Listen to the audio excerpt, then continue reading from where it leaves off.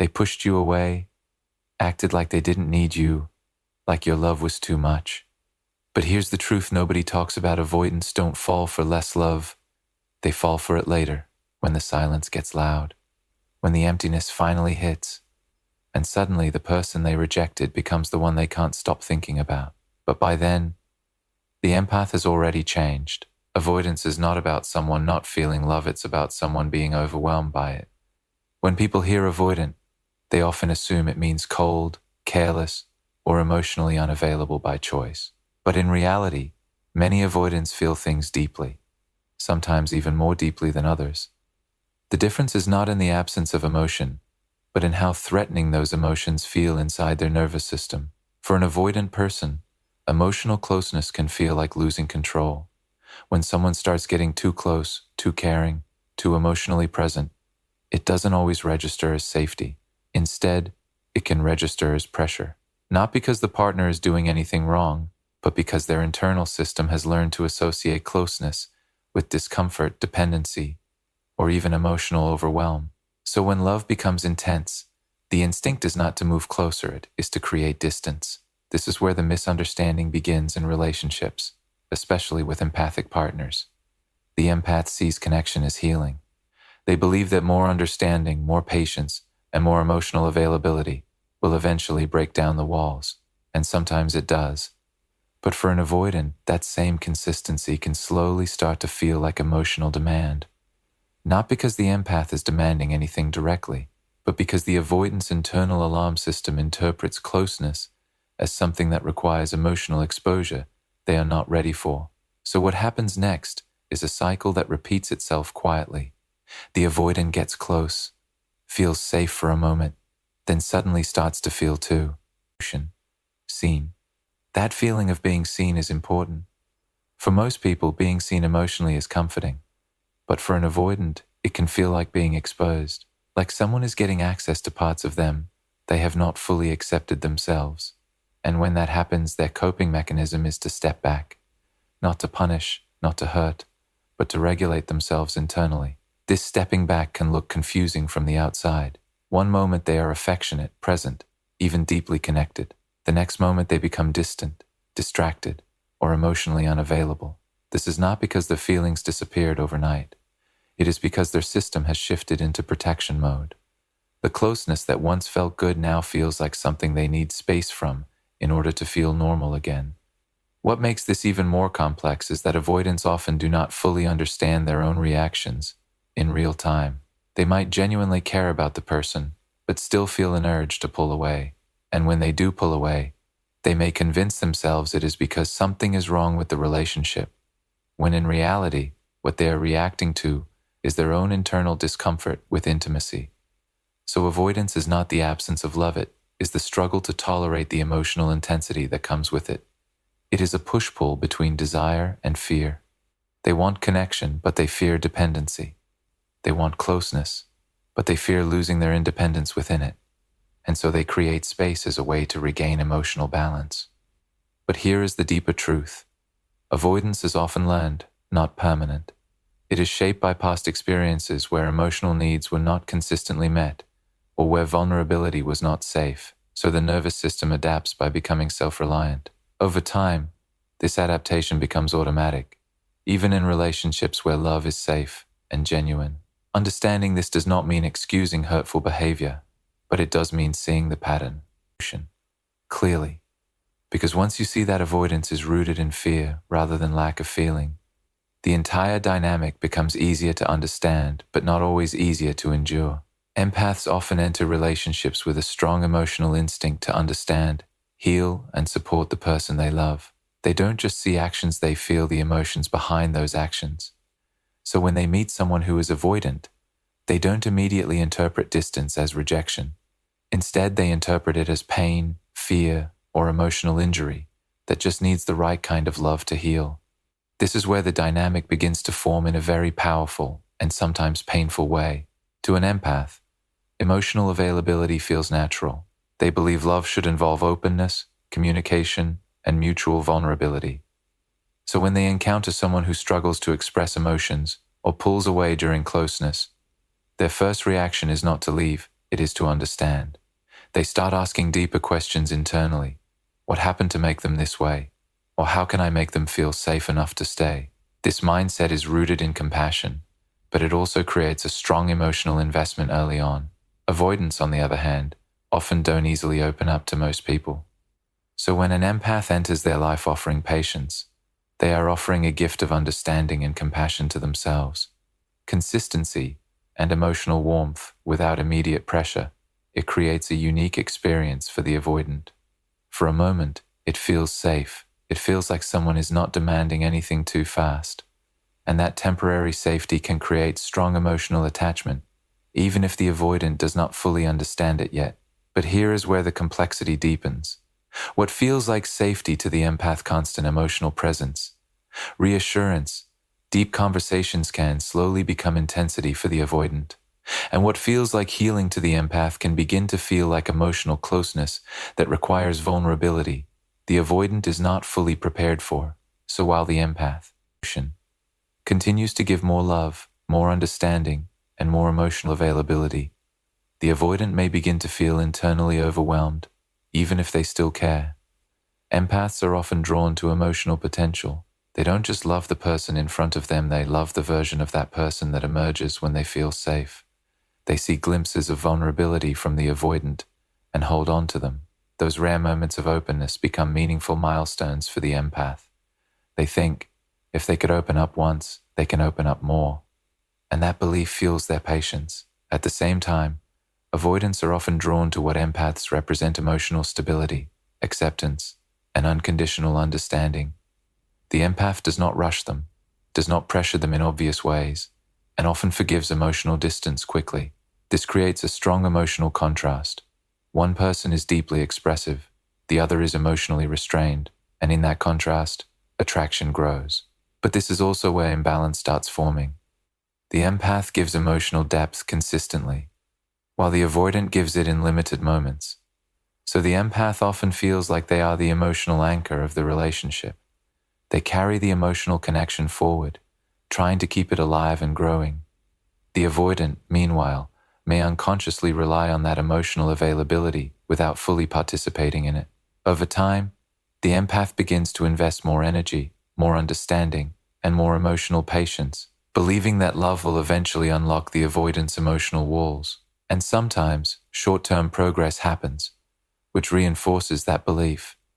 But what often gets overlooked is that emotional healing cannot be forced through consistency alone. If the avoidant is not internally ready, too much emotional closeness can actually trigger withdrawal instead of connection.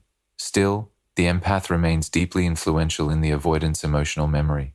Even when distance happens, the empath's presence is remembered as something rare, someone who offered understanding without judgment.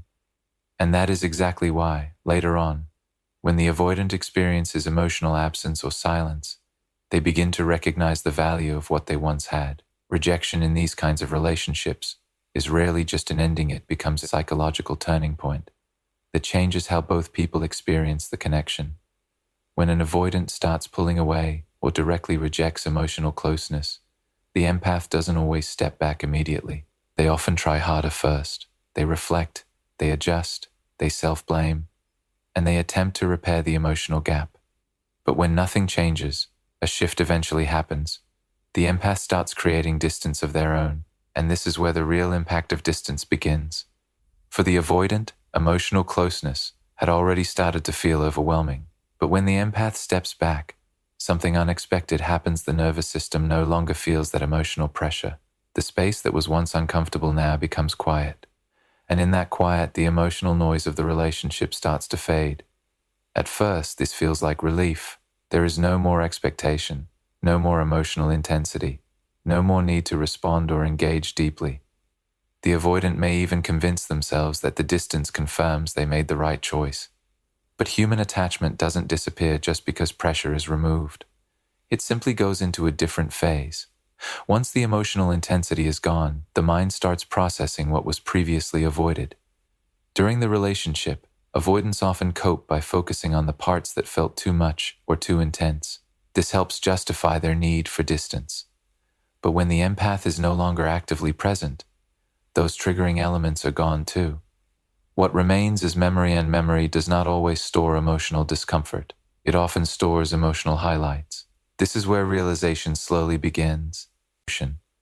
Without constant emotional stimulation or perceived pressure, the avoidant starts remembering the softer moments more clearly, the conversations that felt safe, the presence that felt grounding, the consistency that, at the time, felt like too much, but now feels absent. The brain starts reevaluating the relationship from a calmer emotional state, and what once felt overwhelming can begin to feel meaningful in hindsight. Distance also removes emotional distraction. When someone is constantly around, the mind focuses on managing interaction, but when they are gone, the mind finally has space to reflect, and reflection often leads to comparison. The avoidant may start comparing the current emotional emptiness with the past emotional connection. Even if they never expressed it fully at the time, they begin to recognize that the empath provided something stable and rare. There is also another important psychological factor at play: emotional contrast. Humans tend to understand value through contrast. When something is present consistently, it can become emotionally normalized. But when it disappears, its absence becomes noticeable. The empath's emotional presence, once taken for granted or even resisted, becomes more significant once it is no longer available. However, this realization is not always immediate or clear. It often arrives in fragments. A memory here, a feeling there, a sudden thought triggered by loneliness or another emotional experience. The avoidant might not consciously label it as missing the empath, but they start experiencing emotional signals that point in that direction: a sense of emptiness, a sense of unfinished emotional business, or a quiet curiosity about how the empath is doing. At the same time, the empath is usually in a different phase entirely. While the avoidant is beginning to reflect, the empath is often beginning to detach emotionally. They have already gone through the cycle of trying, understanding, and finally releasing. So the emotional timelines between them no longer match. This mismatch is what makes the dynamic so powerful and confusing. The avoidant begins to realize value when distance creates clarity, but by the time that clarity arrives, the empath is no longer in the same emotional place. So what started as rejection turns into reflection, and what started as pursuit turns into withdrawal. In many cases, it is not the relationship itself that creates longing, it is the silence after it. The human mind does not remember relationships in a perfectly balanced way. It remembers them through emotion, not logic. And emotion is heavily shaped by contrast.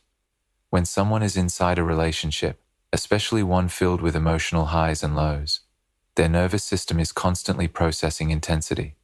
But when that relationship ends or distance increases, the emotional noise disappears. What remains is memory, and memory tends to soften over time. For avoidance, this shift is especially powerful because their coping mechanism during closeness is often emotional distancing. While they are in the relationship, they may focus on what feels overwhelming, complicated, or restrictive. Their attention naturally goes toward the parts that make them want space. This is how their mind maintains balance during emotional intensity. But once the relationship is no longer active, the emotional pressure is gone. There is no longer anything forcing their nervous system into defense mode. And when the nervous system is calm, perception changes. What once felt like too much emotion slowly transforms into something else in memory. The same conversations that felt intense begin to feel meaningful. The same emotional presence that felt overwhelming begins to feel comforting in hindsight. The brain no longer filters those memories through stress. Instead, it reprocesses them through calmness. This is why people often say, "I didn't realize what I had until it was gone." It is not just a phrase, it is a psychological shift in how emotional memory is reconstructed. Avoidants are especially prone to this because their emotional suppression during closeness means they do not fully process appreciation in real time. When they are overwhelmed, their focus is on regulation, not gratitude. So they don't fully absorb the value of what they are experiencing while it is happening. But when the emotional trigger is removed, the suppressed appreciation begins to surface. At this stage, the mind starts doing something very subtle but powerful. It begins to highlight emotional safety instead of emotional intensity. The empath's presence, which may have once felt emotionally demanding, is now remembered as stability. The way the empath stayed patient, listened, understood, and remained consistent becomes more visible in hindsight. Not because those traits suddenly appear, but because there is now space in the mind to recognize them without feeling overwhelmed by them. Another important factor is emotional contrast created by absence. When someone is no longer present, the emotional baseline of daily life changes. The silence feels different. The lack of communication becomes noticeable. Even small gaps that were once ignored now stand out. The mind naturally starts filling those gaps with memory, and memory often idealizes what is no longer accessible. This is where the empath's role becomes especially significant in the avoidance internal world. The empath often represents emotional depth, understanding, and acceptance. During the relationship, these qualities might have been taken for granted or even resisted when they felt too intense. But after distance, those same qualities become rare. The brain starts associating the empath not with pressure, but with emotional grounding. This is also where nostalgia begins to form. Nostalgia is not just remembering the past, it is remembering it through a softened emotional lens. The avoidant may start recalling moments of laughter, comfort, or connection more frequently than moments of stress. Even if the relationship had challenges, the emotional memory begins to tilt toward warmth because there is no longer an immediate threat triggering defense responses. However, this idealization is not always fully conscious. It can appear as random thoughts, emotional waves, or sudden curiosity about the empath's life. Sometimes it shows up as regret, sometimes as longing, and sometimes simply as a feeling that something important is missing without being able to clearly define what it is. The key truth here is that the mind needs distance to reinterpret emotional experiences. While closeness creates reaction, distance creates reflection, and reflection is where emotional value becomes visible. The avoidant does not suddenly discover new qualities in the empath. They finally become capable of seeing what was always there, because their internal system is no longer in protection mode. But by the time this clarity forms, life has usually already moved forward in another direction, making the realization more emotional than actionable. Regret in avoidant dynamics is not a sudden emotional explosion, it is a slow, internal correction that happens after the nervous system stops being in defense mode. While a relationship is active, especially one involving emotional closeness, the avoidance system is often focused on regulation rather than reflection. Their attention is split between connection and the need to maintain emotional distance. This means they are not fully processing the long-term emotional meaning of what they are experiencing in real time. Instead, they process it in fragments. Moments of closeness feel good but also slightly overwhelming. Moments of distance feel safe but also slightly empty. Because of this push-pull experience, their emotional memory becomes inconsistent. The brain prioritizes relief over reflection, so when something feels intense, the natural response is to step back, analyze deeply. This is why avoidants often appear uncertain or conflicted during the relationship. They are not fully anchored in either emotional state. However, once emotional intensity is removed either through distance, separation, or the empath, stepping back, the internal system begins to stabilize. This is where something very important happens. The emotional fog starts to clear. The mind is no longer reacting to stimuli, so it can finally begin to process what was previously avoided. And this processing does not happen immediately. It often begins silently, underneath conscious awareness. At first, there is relief. No emotional pressure, no expectations, no need to respond. But relief is not the same as fulfillment. After the relief phase, emotional neutrality begins to set in. This is where the absence of connection becomes noticeable. The silence that once felt peaceful slowly starts to feel unfamiliar. The mind begins to adjust to the lack of emotional presence, and in that adjustment period, memory becomes more active. This is where regret begins forming, not as I made a huge mistake at first, but as small emotional signals, a thought like, that person really understood me, or things felt easier with them than I realized. These thoughts may appear randomly, often triggered by loneliness, stress, or emotional vulnerability in other areas of life. The brain starts comparing past emotional stability with present emotional emptiness, even if the past was previously minimized. Regret deepens when the avoidant begins to recognize the role the empath played in emotional regulation. During the relationship, the empath often provided consistency, patience, and emotional grounding. At the time, the avoidant might not have fully appreciated this because their attention was focused on managing their own discomfort with closeness. But after distance, the absence of that grounding becomes more obvious. The emotional environment feels different, less stable, less understood, less supported. Another key factor is delayed emotional processing. Avoidants often do not fully experience emotional impact in real time. Instead, their emotional understanding arrives later, once the triggering situation is gone, so what they could not fully feel during the relationship starts emerging afterward. This delay creates a psychological gap between experience and understanding, which is where regret takes root. It is also important to understand that regret does not always mean desire to return. Sometimes it is simply recognition of value. The avoidant may not immediately think about reconnecting, but they begin to emotionally reassess what the relationship meant. They start realizing that the empath was not just another connection, but a rare emotional presence that provided something difficult to replace. This realization is often intensified by contrast. When new connections do not offer the same emotional depth or patience, the mind naturally revisits the past, not because the past was perfect, but because it felt emotionally significant in a way that is now missing. The avoidant begins to see the difference between emotional intensity that felt overwhelming and emotional consistency that was actually supportive. As this awareness grows, regret becomes more structured. It shifts from vague thoughts to clearer emotional understanding.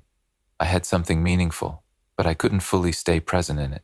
This is a crucial turning point because it marks the moment where the avoidant stops externalizing discomfort and starts internalizing responsibility. But by the time this emotional clarity fully develops, the empath has often already moved forward, and this timing gap is what makes regret so painfully. It arrives after understanding, not before it. The final stage of this dynamic is where everything quietly shifts direction, and it is often the most misunderstood part of the entire cycle. While much of the focus is usually placed on the avoidance, emotional journey, distance, realization, memory, and regret, the empath is going through a transformation of their own that completely changes the outcome of the story. This is not just emotional recovery, it is emotional evolution. Empaths typically enter relationships with a strong capacity for patience, understanding, and emotional investment. They tend to see potential in people, especially in those who struggle to express emotions consistently. In the early stages, this makes them deeply committed. They listen more, tolerate more, and try harder to create emotional safety. They often believe that if they can just remain consistent enough, loving enough, and understanding enough, the other person will eventually feel safe enough to stay fully present in the relationship. But over time, something begins to change internally. The empath starts noticing patterns instead of moments. At first, they focus on the rare good moments, the connection, the affection, the vulnerability that appears briefly. But as cycles repeat, the inconsistency becomes more emotionally tiring. They begin to realize that emotional closeness is not being built steadily. It is being experienced in bursts, followed by withdrawal. This creates an internal conflict for the empath because they are naturally oriented toward emotional continuity. At some point, the empath begins to question not the other person's feelings, but the sustainability of the connection itself. This is a crucial turning point. Instead of asking, "How can I help them open up?" the question slowly shifts toward, "Why am I constantly trying to maintain something that isn't being met halfway?" This shift does not usually happen suddenly. It builds through emotional fatigue, repeated disappointment, and moments of self-reflection that often come after emotional exhaustion. And then comes the most important change: emotional self-awareness. The empath starts recognizing that their empathy has limits, not because they stop caring, but because they start understanding that caring alone cannot create balance in a relationship where emotional effort is uneven. They begin to see that love without reciprocity eventually turns into self-neglect. And this realization does not feel dramatic, it feels quiet, but firm. This is where healing begins. The empath starts withdrawing emotionally, not in anger, but in clarity. They stop over-explaining. They stop chasing emotional consistency. They stop trying to fix what is not responding to care alone. Instead, they begin redirecting that emotional energy back into themselves. This is often the first time they fully experience what it feels like to prioritize their own emotional needs over someone else's emotional potential. As this shift continues, the empath's identity within the relationship changes. They are no longer the pursuer of emotional closeness, they become the observer of emotional reality. And from that perspective, they start seeing things more clearly. They recognize patterns they once rationalized. They understand the emotional imbalance they once tried to ignore. Most importantly, they begin to detach their self-worth from the outcome of the relationship. This is where emotional independence forms. Once this independence takes root, the empath is no longer operating from longing or emotional uncertainty. They begin to feel grounded in their own emotional stability. The urge to chase understanding or closure fades because they are no longer emotionally dependent on the other person's response for validation. This is a powerful internal shift because it means their emotional center has moved back to themselves. And by the time the avoidant starts reflecting, missing, or reconsidering, the empath is often no longer in the same emotional space they left. They may still care in a distant human way, but they are no longer emotionally available in the same direction. The emotional loop that once connected them is no longer active. This is what creates the final contrast in the story. While the avoidant is moving toward realization and emotional hindsight, the empath is moving toward completion and emotional closure. One is looking backward to understand what was lost, the other is looking forward because they have already learned what they needed to learn. And that is why, even if reconnection becomes possible later, the dynamic is never the same again. Because growth does not happen in one direction, it happens on both sides, but at different times.